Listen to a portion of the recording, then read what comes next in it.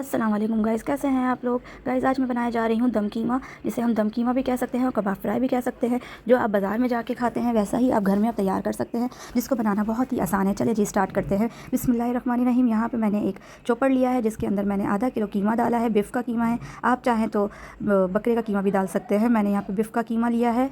इसके अंदर कुछ मैं स्पाइसेस ऐड करूँगी और उसको मैं पीस लूँगी इसके अंदर डाल के चॉपर के अंदर। इसमें मैंने ऐड किया है 1 खाने का चम्मच भर के अदरक लहसुन का पेस्ट, और थोड़ा सा हमने इसमें 3 से 4 चम्मच भर के बड़े वाले दही के ऐड करने हैं, या आधा कप आप इसमें दही ऐड कर दें ताकि इससे जूसी बनेगा, हमारा कस अच्छा आएगा कीमे में। और इसमें अब मैं ऐड करूँगी फ्राइड ओनियन मैंने 1.5 चम्मच इसमें ऐड करी है। उसके अंदर डालने के बाद मैंने इसके अंदर ऐड किया है 1 नींबू का रस।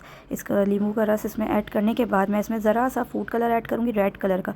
अगर आपके पास अवेलेबल है तो आप ऐड कर सकते हैं, वरना आप इसको स्किप कर दें। इससे अच्छा इससे अच्छा कलर आएगा, फ्लेवर तो नहीं, इससे कलर अच्छा आता है। इसके बाद मैं इसके अंदर बिहारी मसाला ऐड कर रही हूँ 2 खाने के चम्मच भर के, या आप अपने हस्बे ज़रूरत भी ऐड कर सकते हैं, जितना आप स्पाइस यूज़ करना चाहें इसके अंदर फिर मैंने ऐड किया है बेसन को। मैंने 2 चम्मच बेसन भर के भून लिया था, रोस्टेड फ्राई कर लिया था, यानी कि ड्राई रोस्ट कर लिया था। और उसके बाद मैंने इसके अंदर ऐड करके इसको अच्छी तरह से मिक्सचर को पीस लिया। कीमे को वैसे कीमा बना हुआ था हमारा, इसको और अच्छी तरह हम पीस लेंगे। और फिर इसको स्पैचुला की मदद से ही मैं अच्छी तरह से मिक्स कर रही हूँ। जो भी इसमें अगर रह गए हों मसाले वगैरह वो मिक्स हो जाए अच्छी तरह। वैसे तो हो गए थे मिक्स। अब इसको मैंने मैरिनेट करके कीमे को एक साइड पे रख दिया, हर आधे 1 घंटे के लिए। आपका जितना टाइम अवेलेबल हो आप रख सकते हैं।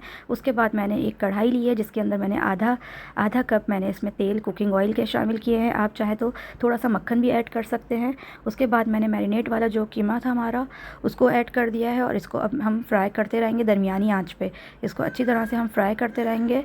अच्छा, मुझे ये कीमा ज़्यादा लग रहा था मेरे खाने के हिसाब से, तो मैंने आधा बनाया और आधा इसको मैंने कच्चे को ही फ्रीज़ कर दिया। इस टाइम पे आप इसको फ्रीज़ भी कर सकते हैं। फिर आपका जब दिल चाहा, आपने सिर्फ इसको फ्राई करने की देर होगी कि कभी हम मार्केट गए हुए कहीं गए हुए हैं, बीमार है, बनाने की हिम्मत नहीं है, तो हम इसको इस तरह से भी ट्राई कर सकते हैं। इसको फ्रीज़ कर सकते हैं, मसाला लगा हुआ हमारा बहुत ईजी हो जाता है इस तरह से। अब इसको अच्छी तरह से मैं फ्राई करती रहूँगी।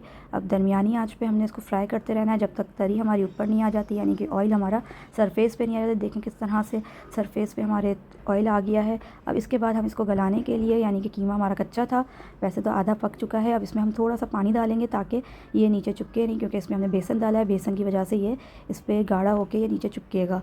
तो हमने थोड़ा सा पानी डालना है इसके अंदर, और थोड़ी देर के लिए 10 से 15 मिनट के लिए इसको हल्की आँच पर पकाने के लिए रख देना है। जब हम इसको पकाने रखेंगे तो ये पक चुका होगा, हल्की आंच पे ढक्कन ढका हुआ होगा। तो अब ढक्कन हटा के हम देखेंगे तो देखें किस तरह से इतनी अच्छी तरी आ गई है हमारी, और हमारा ये दम कीमा या कबाब फ्राई बहुत मज़ेदार सा तैयार है।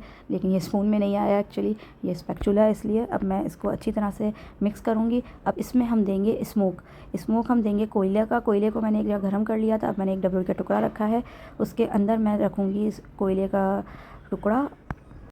मैंने कोयले का टुकड़ा इसके अंदर रख दिया। अब इसमें मैं ज़रा सा तेल डालूंगी और इसके ऊपर मैं वज़न रख दूंगी ताकि जो हमारी स्मोक है वो बाहर नहीं आए। अच्छी तरह से कवर करने के बाद मैंने इसको 10 से 15 मिनट के लिए रखा और हटा लिया था कोयले को, और बहुत अच्छा सा हमारा इसके अंदर कोयले की खुशबू आ गई थी और बहुत ही मज़ेदार खुशबू आ रही। अब मैं इसको हिला लूँगी।